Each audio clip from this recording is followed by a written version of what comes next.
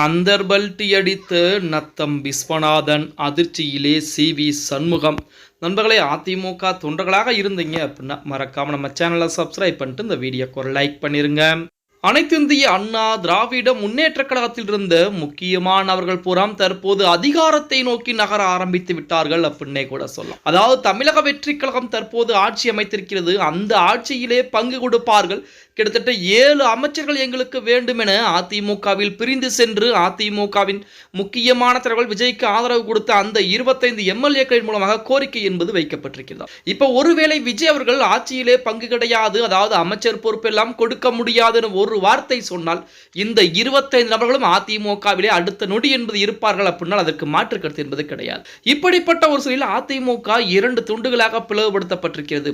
அந்த 2 துண்டுகளில் ஒரு தரப்பினர் சி.வி. சண்முகம், எஸ்.பி. வேலுமணி தரப்பிலும், இன்னொரு தரப்பினர் எடப்பாடி பழனிசாமி தரப்பிலும் இருக்கக்கூடிய அந்த வேளையிலே தற்சமயம் நத்தம் விஸ்வநாதன் திடீரென அந்தர்பல்ட்டி அடித்திருக்கிறார் அப்படிங்கிற செய்திகள் என்பது இணையதளங்களிலே உலா வந்து கொண்டிருக்கிறது. அதாவது 25 எம்எல்ஏக்கள், 25 சட்டமன்ற உறுப்பினர்கள் நத்தம் விஸ்வநாதன் உட்பட 25 நபர்கள் நமது சி.வி. சண்முகம் தலைவருக்கு ஆதரவுகளை கொடுத்திருக்காங்க. 22 சட்டமன்ற உறுப்பினர்கள் எடப்பாடி பழனிசாமி தரப்புக்கு ஆதரவுகளை கொடுத்திருக்காங்க.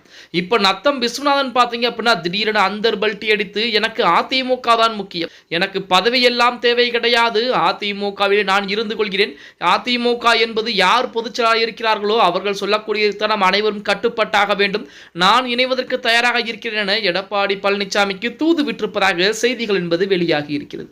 நத்தம் விஸ்வநாதன் அவர்களை பொறுத்த வரைக்குமே எடப்பாடி பழனிசாமி நத்தம் விஸ்வநாதனுக்கு எவ்வளவோ உதவிகளை செய்திருக்கிறார். நத்தம் விஸ்வநாதனும் எடப்பாடிக்கு பல உதவிகளை செய்து கொடுத்திருக்கிறார். அது மட்டுமல்லாமல் நத்தம் விஸ்வநாதன் அவர்களை பொறுத்த வரைக்கும் இதற்கு முன்னதாக 2026 சட்டமன்ற தேர்தலுக்கு முன்பு வரைக்குமே அதிமுகவிலே பிளவு என்பது ஏற்படக்கூடாது, சசிகலா போன்றவர்களெல்லாம் உள்ளே வந்துவிடக் கூடாது என்பதிலே கவனமாக இருந்தார். தற்சமயம் ஏற்பட்ட பிரச்சனையின் காரணமாக எஸ்.பி. வேலுமணி சி.வி. சண்முகத்திற்கு ஆதரவாக செயல்பட்டுக் கொண்டிருக்கிறார். அந்த நபர் தான் தற்சமயம் எடப்பாடி பழனிசாமிக்கு என்னுடைய ஆதரவுகள் கொடுத்துக் கொள்கிறேன், எனக்கு அமைச்சர் பொறுப்பு எல்லாம் தேவை கிடையாது, முக்கியமான பொறுப்பு எல்லாம் தேவை கிடையாது, நான் அதிமுகவிலே இருந்து கொள்ள விருப்பப்படுகிறேன் என அந்தர்பல்ட்டி அடித்திருப்பதாக செய்திகள் என்பது இணையதளங்களிலே உலா வந்து கொண்டிருக்கிறது. அப்படி நத்தம் விஸ்வநாதன் அதிமுக, அதாவது எடப்பாடி பழனிசாமி தரப்பிடம் போய்விட்டால் அங்கே 23, இங்கே 24, இந்த ஒரு எண்ணிக்கை மட்டும்தான் அதிகமாக இருக்கும். அது மட்டுமல்லாமல் பொதுச்செயலாளர் உத்தரவுக்கு அனைவரும் கட்டுப்பட்டுத்தான் ஆக வேண்டும் என்பது விதி என்பது அதிமுகவிலே விதிக்கப்பட்ட விதி என்பது இருக்கிறது.